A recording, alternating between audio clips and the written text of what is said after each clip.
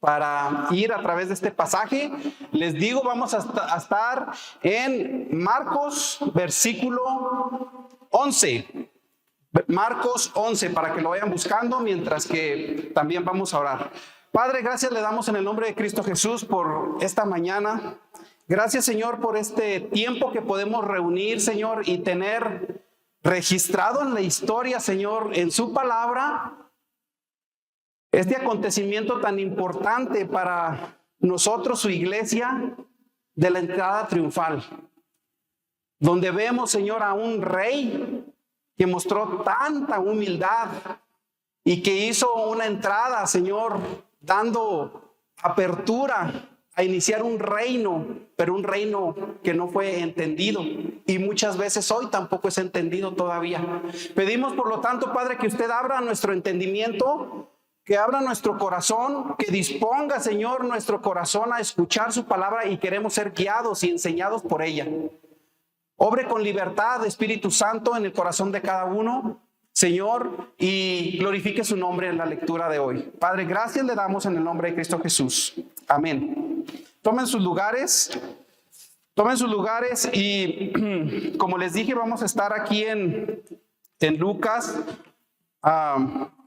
11 y vamos a ir del versículo 1 al versículo 11. Entonces, por lo tanto, tenemos puros unos hoy en el pasaje que vamos a estar viendo. Puros unos. Sí, quiero comenzar dando un poquito de contexto, ¿verdad?, de lo que estaba sucediendo ahí antes de comenzar con la porción. Y lo que estaba sucediendo ahí era Jesús. Como saben, antes había estado mayormente en la región de Galilea en su ministerio, pero ahora se está acercando al tiempo de ir a la cruz. Y antes de ir a la cruz, él ya es todo un personaje reconocido en la región. Ya es muy popular por los milagros que ha hecho. Ya todas las autoridades judías de ese tiempo, ¿verdad?, los fariseos, ya tenían un conflicto, ya tenían un problema serio, porque por causa de Jesús, de su enseñanza, ellos veían amenazados sus intereses personales. Y entonces la entrada de Jesús a Jerusalén es un acontecimiento que se da previo a lo que es una celebración de los judíos, que es la Pascua. Y en el tiempo de la Pascua, pues venían, porque Jerusalén era el centro, era donde estaba el templo y era el centro de adoración religioso para los judíos. Ahí estaba, y Jesús era judío y él cumplía también, ¿verdad?, con la ley. De hecho, Jesús cumplió la ley totalmente y él venía a celebrar también la Pascua a Jerusalén. Él no vivía ahí, pero él muchas veces había estado ahí y estaba en este tiempo entrando y saliendo a Jerusalén. Y es ahí donde vemos que hay mucha gente, ¿verdad? No solamente la de ahí, venía gente de lejos, desde el área de Galilea y de toda la región, para venir a celebrar la Pascua. Entonces era un gentío bárbaro ahí en Jerusalén. Y si quieres hacer una pequeña imagen, Jerez, un pueblito chico, recibe una multitud precisamente para el sábado de gloria.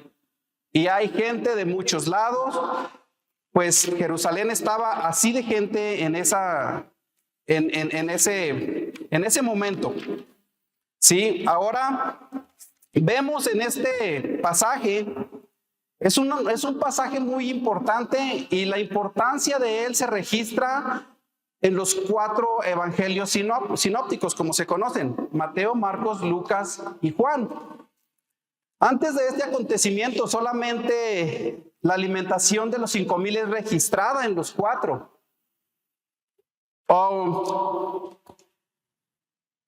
El bautismo de Jesús, un poquito lo menciona Juan, no describe el bautismo en sí, solamente menciona que él vio el Espíritu Santo descender en forma de paloma, pero sintéticamente u objetivamente, solamente la alimentación de los 5,000 registra ese acontecimiento, y luego ya enseguida los 4 registran esta entrada triunfal de Jesús a Jerusalén. Ahora, bueno, dicho esto, vamos a comenzar leyendo y teniendo en nuestra mente esa escena de un pueblo muy concurrido en este momento, que es Jerusalén, y vamos a abrir la lectura en el verso 1 del capítulo 11 de Marcos, que dice que se acercaban a Jerusalén por Betfagé y Betania, cerca del monte de los Olivos. Jesús envió a 2 de sus discípulos y les dijo: vayan a la aldea enfrente de ustedes, y tan pronto como entren en ella encontrarán un pollino atado en el cual nadie se ha montado todavía. Desátenlo y tráiganlo. Podemos ver en el versículo primero, en el versículo 1, menciona lugares: Jerusalén, Betfagé y Betania. Y menciona también, ¿verdad?, que envió a 2 de sus discípulos. Estos lugares, Betfagé y Betania, estaban al este de Jerusalén, juntamente con el monte de los Olivos. Entonces usted puede tener una escena, ¿verdad? Jerusalén, el monte de los Olivos, Betfagé, Betania, y de ahí viene Jesús. Viniendo Jesús de esos lugares, y son importantes mencionar estos porque Betania era el lugar donde regularmente Jesús se hospedaba cuando estaba ahí en Jerusalén. Era de donde él entraba y salía. Y Betania, si se acuerda, es el lugar donde vivía Lázaro, María y Magdalena. Y en ese lugar es en donde Jesús resucitó a Lázaro. Entonces, Jesús era muy conocido ahí, en esos lugares. Y él viniendo, ¿verdad?, se acerca. Está la colina y se acerca, y dice ahí, la colina es esta del monte de los Olivos. Y dice que cuando se acercaron ahí a Betfagé y Betania, dice que envió a 2 de sus discípulos a un lugar, ¿verdad? Los envió a la aldea que estaba enfrente de ellos. Entonces, al enviarlos a estos 2 con un motivo, con un propósito, les dijo que vayan a esas aldeas y encontrarán un pollino. En Mateo nosotros podemos encontrar el registro, ahí en Mateo 21 nos narra la historia del versículo 1 al 11, nos narra la historia y dice que estaba una asna con un pollino. Si podemos ir ahí, mira, Mateo 21, poquito atrás, dice...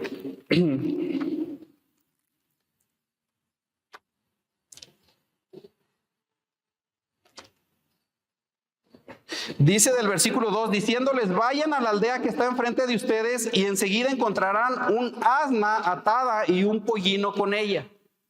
Desátenla y tráiganlos. Como podemos imaginar, un pollino pues es un burro chico y es como muy apegado a su mamá. Entonces Mateo nos da el detalle de que está el asna amarrada y el pollino está con él. Entonces manda que los traigan a estos hacia Jesús, ¿verdad? Y nos podemos notar ahí algo importante. Podemos notar aquí la omnisciencia de Jesús, sabiendo todo y sabiendo que están esos animales ahí, y les comienza a dar ciertas advertencias. Las advertencias son: si alguien los ve y les pregunta, les dijo, van a encontrar el pollino del cual nadie se ha montado. Ahora podemos ver que este animal estaba nuevecito. No lo habían usado para trabajo, no había sido usado para nada. Era un animal que estaba, digamos, de alguna manera limpio, sin uso.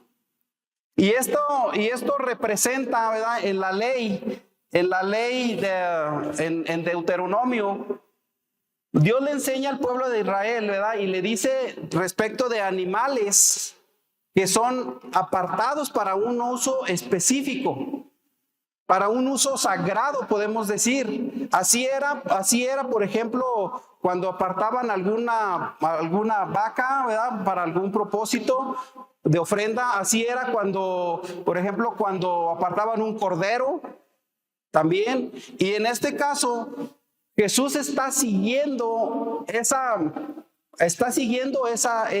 ley, y este pollino está siendo apartado para un propósito sagrado, específico, santo. Es Jesús quien va a montar este pollino, y el pollino está reservado para eso. No iba a agarrar cualquiera. Iba a ser un animal que no iba a ser montado antes. Y vemos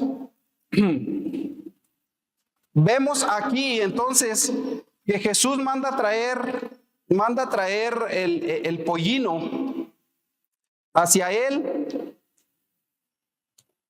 y sus discípulos obedecen la dirección de Jesús de ir a ese lugar. Encuentran el pollino, lo traen, lo desatan, ¿verdad? Les dice, desátenlo y tráiganlo. Y en el verso 3 dice, si alguien les dice, ¿por qué hacen eso? Digan, el Señor lo necesita y enseguida lo devolverá acá. Jesús iba a usar un pollino con un propósito de entrar a Jerusalén. Y usar un pollino era una señal, era un simbolismo de humildad. Podemos recordar que Jesús es Rey, es Dios eterno. Y Él, siendo Dios eterno, va a entrar a Jerusalén haciendo una manifestación muy pública. Va a ser totalmente algo expuesto, lo que antes no había hecho en otros acontecimientos. Cuando Él sanaba, por ejemplo, a algún enfermo, muchas veces Él demandaba discreción, demandaba que no lo anunciara a nadie. Pero aquí el tiempo ya se había cumplido de que Jesús iba a llegar hacia el tiempo de la cruz. Voy a mencionar esto porque es importante, y está en el día 10, está a días antes de que comience la Pascua. Y el día en que comienza la Pascua, según la ley, podemos ir ahí, por ejemplo, en Éxodo 12, vaya conmigo a Éxodo 12. En Éxodo 12 está instituido, ¿verdad? Dios les instituye lo que es la Pascua. Y la Pascua tenía que ver ¿con qué? Con una liberación que Dios iba a hacer con el pueblo de Israel. Siendo ellos esclavos en Egipto, los iba a liberar. Y ahí en Éxodo 12, del versículo 14 en adelante, nos dice así la palabra de Dios. Dice: Este día será memorable para ustedes, y lo celebrarán como fiesta al Señor. Lo celebrarán por todas sus generaciones como ordenanza perpetua. Y dice que 7 días iban a celebrar esta Pascua.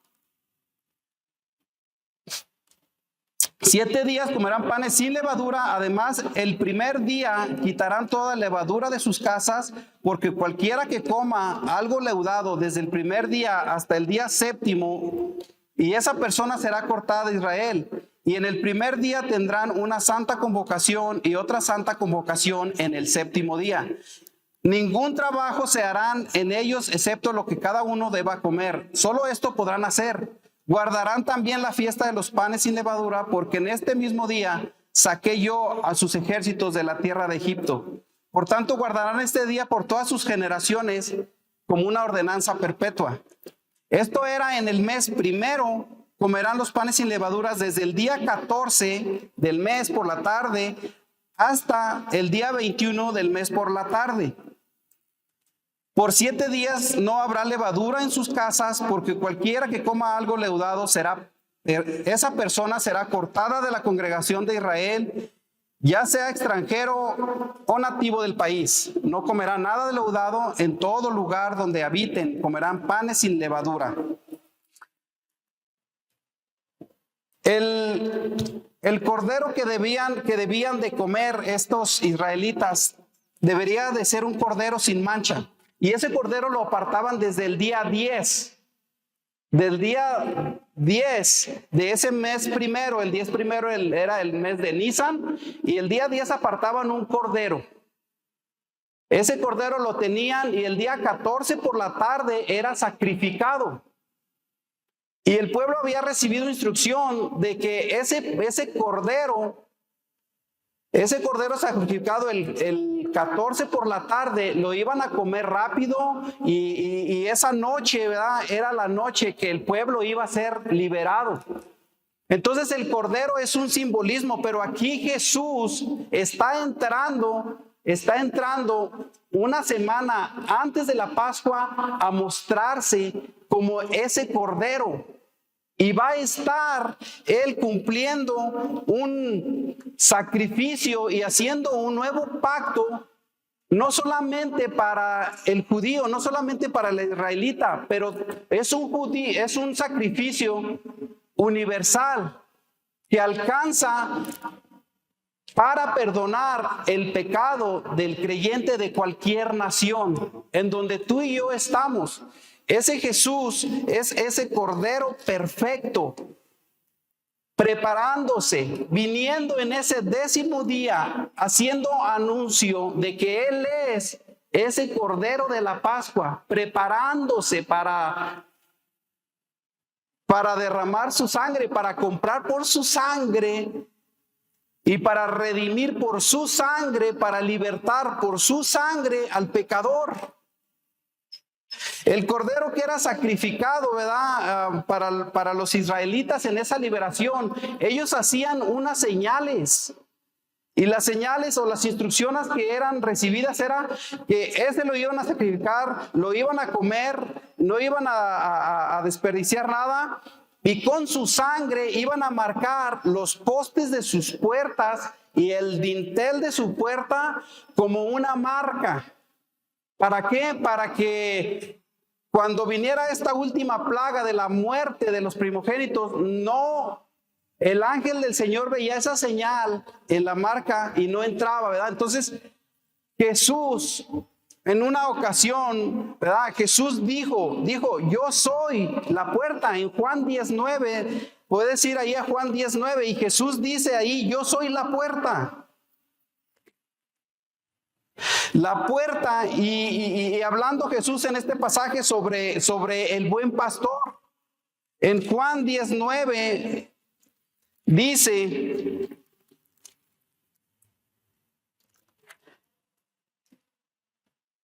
yo soy la puerta, si alguno entra por mí, será salvo, y entrará y saldrá y hallará pasto. Jesús dice, yo soy la puerta. Él es nuestra única puerta. Él es el cordero perfecto de la redención. No solamente para hacer una expiación temporal por un año, pero es un sacrificio perfecto, completo y confiable. Jesús está siendo el buen pastor de nosotros. Jesús está siendo la puerta. Jesús está siendo el camino. Jesús está siendo la verdad. Entonces, ese sacrificio que hacían en la Pascua instituida para los israelitas era una sombra, era una cristofonía de lo que iba a venir. Esto sucede más de 1000 años antes de Cristo. Y desde entonces Dios le está prometiendo a su pueblo un redentor, un libertador. Le está prometiendo un rey que reinará, y los judíos estaban en ese tiempo preparando su mente y anhelando que viniera ese redentor.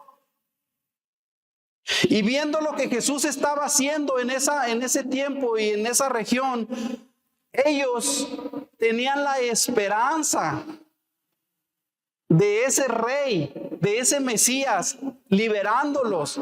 Pero ellos esperaban un libertador de una opresión temporal, la opresión que el gobierno romano tenía para con Israel. Y entonces ellos esperaban que viniera Jesús y que viniera así con un caballo bien elegante, con sus percheras, o no sé cómo se llame lo que le ponen ahí enfrente a los caballos, ¿verdad? O con un carretón bien adornado, no carretón, una carreta adornada, como usaban entrar los reyes que iban a la batalla y venían y entraban a los pueblos así bien victoriosos, con la cara erguida, ¿verdad? Y con el pecho ancho y en el caballo. Pero Jesús va a hacer una entrada en un pollino. El pollino representaba cuando un rey, ¿verdad? Cuando un rey quería entrar, digamos que en paz, a un pueblo, e ir en un pollino representaba que iba en paz. Entonces Jesús monta el pollino, número 1, mostrando su humildad, siendo Dios eterno, siendo Rey eterno. Y cuando es Rey es porque hay un reino.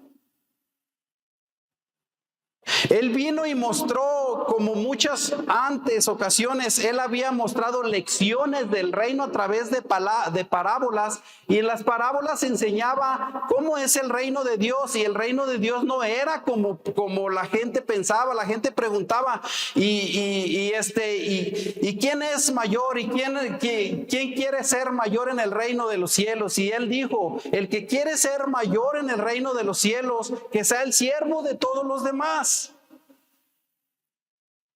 Ahora Jesús, siendo el rey, haciéndose humilde en forma de hombre, viene a entrar a hacer su anuncio público, mandando traer este pollino montado, porque viene como un príncipe de paz a establecer un reino que no es el reino que esperan los judíos de aquel tiempo, porque no va a ser una guerra civil. No va a ser un reinado político, pero Él va a entrar en humildad, mostrando y haciendo y estableciendo un reino espiritual. Mira, regresamos aquí a Marcos 11. Entonces dice que les dijo, digan, el Señor lo necesita. Perdón, me quedé un poquito atrás. Dice, si alguien les dice, ¿por qué hacen esto? Digan, el Señor lo necesita y enseguida lo devolverá acá. Entonces podemos ver que Jesús, siendo Dios y siendo Rey, está enviando a sus discípulos, a 2 de ellos, a traer algo. Y dice, digan, el Señor lo necesita. Como veíamos, él ya era popular, él ya era conocido, y la gente de la región, especialmente ahí en Betania, ¿verdad? Ellos conocían quién era Jesús. Y seguramente cuando estos se acercaron, ¿verdad? Cuando estos se acercaron, como vamos a ver más adelante, dice que ellos van al lugar. Ellos fueron y encontraron un pollino atado junto a la puerta afuera en la calle y lo desataron. Y dice que algunos de los que estaban allí les dijeron, ¿qué hacen desatando el pollino? Y ellos dieron la respuesta. Dice, ellos le respondieron, tal como Jesús les había dicho. Y les dieron permiso. Puedes ver aquí atributos de Jesús siendo Dios. Número 1, Él manda a traer algo, sabe dónde está el pollino, y Él está pidiendo que lo traiga. Yo digo, bueno, si Jesús siendo Dios, pues ¿para qué los manda? Lo hubiera hecho Él con un milagro de que es más que venga el burro, ¿verdad? Acá. Pero ¿sabes qué hizo? Envió a sus discípulos. Hizo algo, y hay una enseñanza hermosa aquí. Dios usa a su iglesia para cumplir unas comisiones específicas.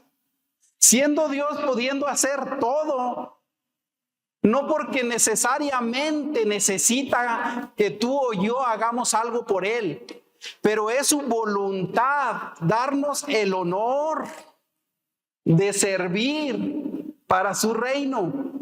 Y Él envía a estos dos comisionados a traerlo. Ahora, puedes notar también el atributo de la omnisciencia de Dios, conociendo todas las cosas. Él sabía que iban a estar estas personas. Y Él sabía el corazón de lo que iba a haber en respuesta ahí. Él conociendo plenamente los corazones, dice, y previene y prepara el corazón de cómo responder, porque Él es el Señor. Y nos hace pensar que Jesús siendo rey y siendo Dios, no tenía, mira, vivía ahí en Jerusalén, en la región, pues en Betania, vivía con sus amigos, con Lázaro. No tenía una casa, no tenía un Ferrari, pues no había, ¿verdad? Pero no tenía un burro propio, porque Él es el dueño de todo lo que hay en tu mano, ¿verdad? Hemos sido nosotros o somos nosotros administradores de lo que a Él le pertenece.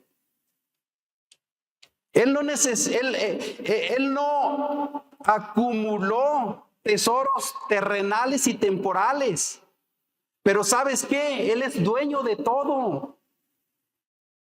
Y Él no necesita necesariamente, como dije, de tu servicio y de mi servicio, pero le place y es su voluntad usar. Él dispone de todo. Entonces, los corazones de estos que estaban ahí diciendo, ¿por qué lo desatan?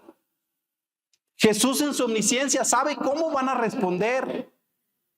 Y él dice, solamente digan, el Señor lo necesita. Él es el dueño de todo cuanto puedes estar administrando, pero da la oportunidad de que tengamos libertad de servir con lo que tenemos en nuestro alcance. Da la oportunidad de poner al servicio de su obra lo que hay. Somos conscientes que todo es de Él y todo le pertenece. Entonces, continuamos aquí en este pasaje. Quiero decir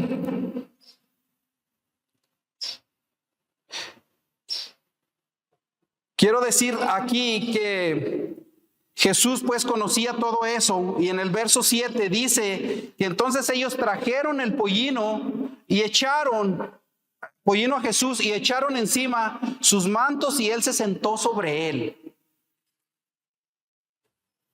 La acción de echar los mantos sobre el pollino ¿verdad? Y aunque Mateo también nos registra que pusieron uno también sobre el asna, y Jesús se sienta sobre este pollino, un animal apartado para esta comisión específica. Esta era una práctica, ¿verdad?, que el pueblo hacía en reverencia a un rey que venía victorioso. Y era un homenaje que el pueblo hacía al rey victorioso, ¿verdad?, al entrar a la ciudad. Y entonces tendían sus mantos, ¿verdad?, y lo recibían dándole gran honra al rey.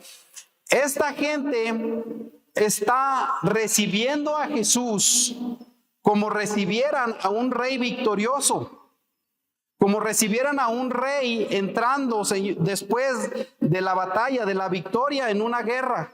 Y ellos tienden sus mantos, y dice que tienden también, ¿verdad?, ramas, y tienden palmeras. Y ahí está Jesús en esta escena, entrando, y dice aquí que muchos tendieron sus mantos en el camino y otros tendieron ramas que habían cortado de los campos. Ahora, esta mención o este acto es profetizado ahí en el libro de Zacarías, en el capítulo 9, puede ir ahí poquito atrás, creo es el penúltimo del Antiguo Testamento, poquito atrás, Mateo y poquito atrás, sí. Zacarías capítulo 9, versículo 9, dice así: regocíjate, soberana hija de Sión, da voces de júbilo, hija de Jerusalén, tu rey viene a ti, justo y dotado de salvación, humilde, montado en un asno, en un pollino, hijo de asna. Zacarías está profetizando aquí al pueblo de Israel que recibiría un redentor. Y es aproximadamente 500 años antes de este tiempo de Jesús. Mira cómo la historia, cómo la palabra de Dios está cumpliéndose. Y no importa cuánto tiempo está pasando, Dios está cumpliendo sus promesas. Y nosotros esperamos una segunda venida de Cristo. Y ver cómo Dios cumple sus promesas en su palabra nos da esperanza, nos da certeza, nos da paz, nos da convicción. Nos da convicción de creer que Dios cumple sus promesas. Entonces aquí podemos ver también la cita de Mateo en el 21:5 de esta profecía. Nomás quiero que vaya y la vea cómo Mateo 21:5 nos registra este acontecimiento. Y dice en Mateo 21:5: digan a la hija de Sión, mira, tu rey viene a ti, humilde y montado en un asna y en un pollino, hijo de bestia de carga. Mateo nos registra más literalmente la profecía de Zacarías. Entonces, aquí están dando cumplimiento a esa profecía en esta entrada triunfal, Jesús montando este pollino y entrando públicamente a Jerusalén, donde tienen un gran tumulto de gente. Ve ahí en el versículo que continuamos en el 9, dice: los que iban delante y los que lo seguían gritaban.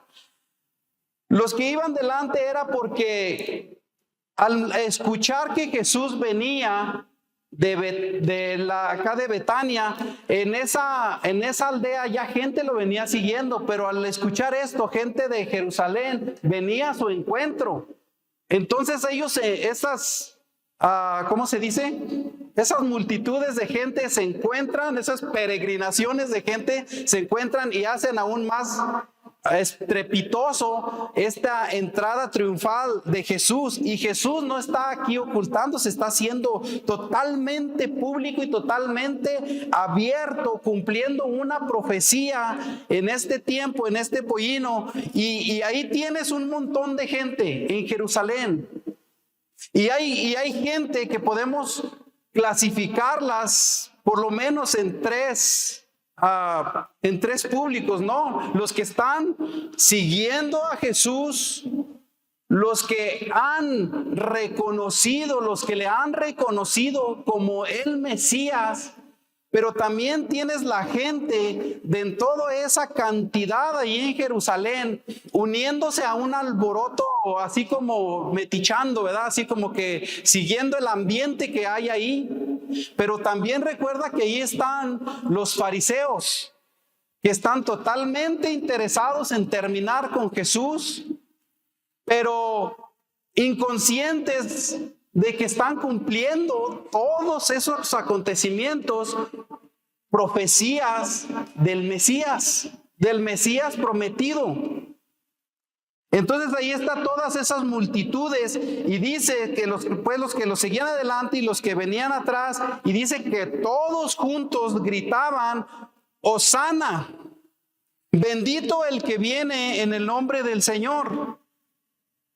Ellos estaban haciendo una mención de este grupo de salmos que se llaman el Jalael, ¿verdad? Que eran un grupo de salmos del 13 al 18, y puedes ahí ir al Salmo 118, perdón.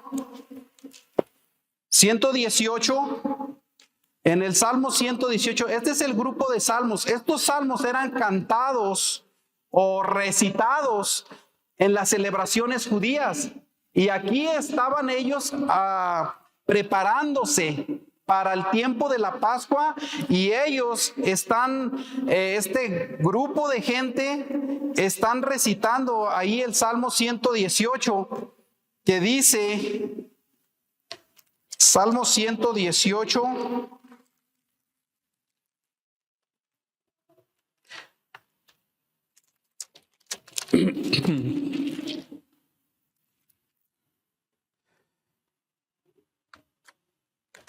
el Salmo 118,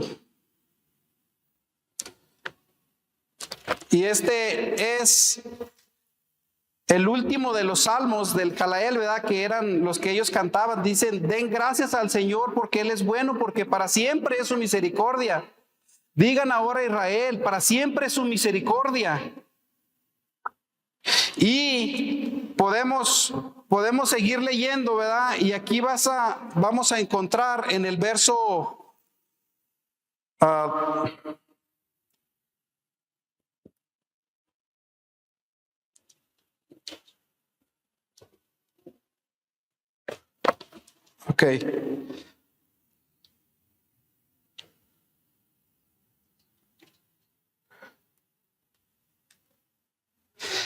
todo el salmo es una alabanza, es una acción de gracias. Dice el Señor, el verso 14, el Señor es mi fortaleza y mi canción, y ha sido salvación para mí. Ellos están reconociendo aquí a Jesús y cantándole este salmo. Y estas multitudes están siendo, entre los que están sinceros, los que están juzgando, hay otros que están simplemente adorándole, cumpliendo esa profecía. Y dice ahí: Hosana, bendito el que viene en el nombre del Señor. Y dice: bendito el reino de nuestro padre David, Hosana en las alturas. Marcos registra y menciona a David, ¿verdad? Como parte de la promesa que es de su linaje, de quien va a venir ese Redentor. Entonces Jesús está siendo aquí reconocido, entrando, y el pueblo está diciéndole: Hosana, Hosana, y esta palabra es sálvanos, o salve ahora, salve ahora. Están haciendo una petición, porque ellos necesitan un Salvador. Y Jesús se ha hecho un salvador para cada uno del que le recibe. Y Jesús ha comenzado a establecer un reino y un señorío ya en la vida de cada uno que le recibe. Pero aquí los judíos querían la liberación de la opresión del gobierno romano. Pero ellos no van a tener eso, porque Jesús va a ir después de esto a la cruz. Y muchos estarán decepcionados y muchos estarán tristes porque su esperanza se está esfumando, su esperanza se está yendo, pero Jesús realmente está cumpliendo el propósito de su venida, que es redimir, que es liberar de la esclavitud del pecado al quien ha recibido su señorío en su corazón. Él ha comenzado un reinado ya. Si Jesús ha sido tu Señor, Él ha comenzado su reino en tu corazón, pero es un reinado espiritual.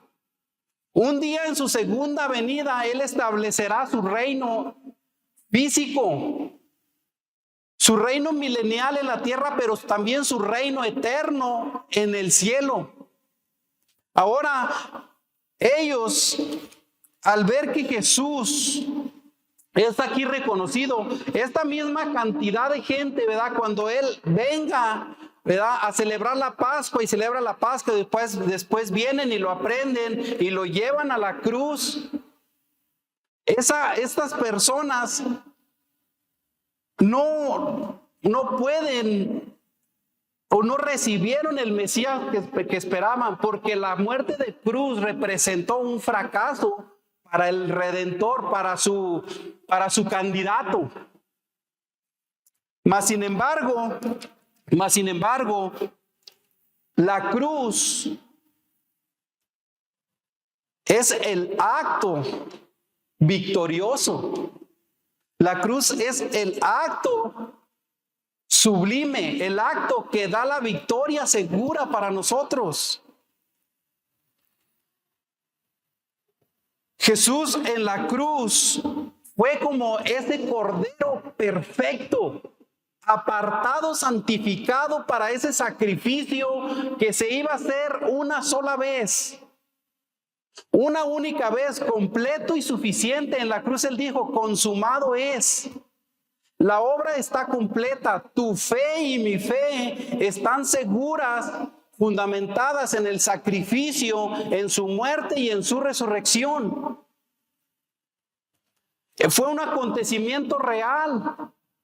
No es una historia de humo que te creaste en la cabeza o que te crearon en la cabeza.